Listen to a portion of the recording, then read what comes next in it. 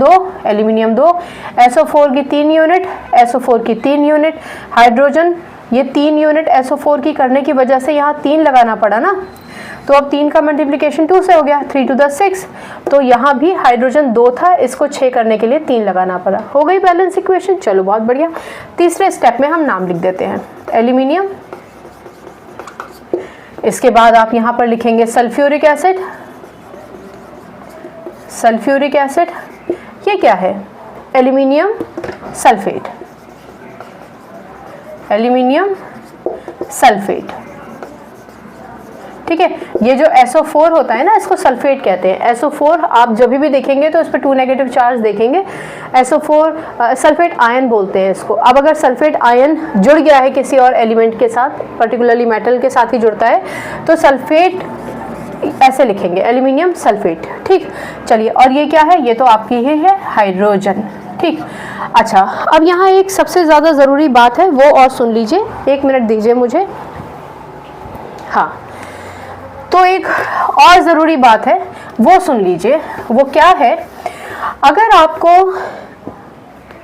ये word equation मान लीजिए नहीं देते हैं, वैसे तो वर्ड इक्वेशन देंगे तो सल्फ्यूरिक एसिड के साथ डाइल्यूट शब्द का इस्तेमाल करेंगे, पर मान के चलिए कि उन्होंने आपको वर्ड इक्वेशन नहीं दी है, उन्होंने आपको सिर्फ रिएक्टेंट दे दिए, यानी एल्यूमिनियम ब्रैकेट में S लिख दिया, सॉलिड मेटल है, सॉलिड फॉर्म में होता है मेटल, एक्सेप्शंस की बात नहीं कर रही हूँ, और ये है H2SO4, इसके ब्रैकेट में इन्होंने AQ लिख दिया है, ठीक। तो आप ये बात समझ जाइए कि AQ का क्या मतलब होता है, एक्वस, और एक्वस का क्या मतलब होता है? इसका मतलब ये होता है कि कॉन्सेंट्रेटेड सल्फ्यूरिक एसिड को हमने डाइल्यूट कर लिया है।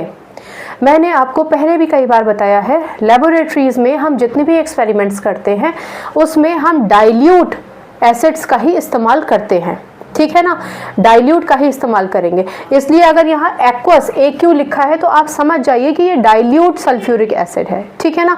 चलिए, अब ये डाइल्यूट है, इसका मतलब जो आप ये Al2SO4 का होल थ्राइस बनाएंगे, इसके ब्रैकेट में आप चाहें तो AQ लिख सकते हैं, क्योंकि भैया सल्फ्यूरिक एसिड डाइल्यूट था, उसमें आपने एल्यूमिनियम डाला, एल्यूमिनियम से रिएक्शन कराया, तो डेफिनेटली एल्यूमिनियम सल्फेट भी तो डाइल्यूट सॉल्यूशन में ही घुल के बना है ना, एल्यूमिनियम सल्फेट, तो इसलिए आप एक्वस लिख सकते हैं। हाइड्रोजन आपकी हमेशा गैसियस फॉर्म में होती है, इसलिए आप उसके ब्रैकेट में G लिखते हैं, यानी गैस लिखते हैं, ठीक। तो ये एक पूरी इक्वेशन है।